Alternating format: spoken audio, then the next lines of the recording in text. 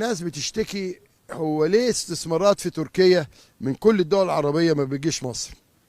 أنا بقى هسألك سؤال، تيجي مصر إزاي وعمرو أديب وموسى طول النهار يقول لك إيه؟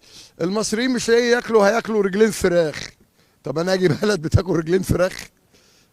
لا، يعني خلينا بالعقل كده، رجلين فراخ والحقوا البلد مش لاقيه تاكل، البنوك هتفلس، الايام جايه سودة، هيجي لك استثمار ازاي؟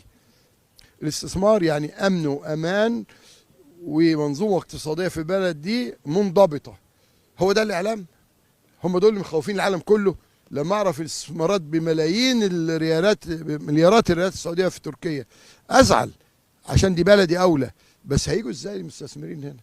وكل يوم يطلع قانون كشف سريه الحسابات بتاعت اللي حاطط فلوس في البنوك، ممنوع تحول، لا لا يا جماعه، ما حاجه من الاثنين، يا عايزين سياحه واستثمار يا عايزين خراب. اللي انا شايفه ده خراب.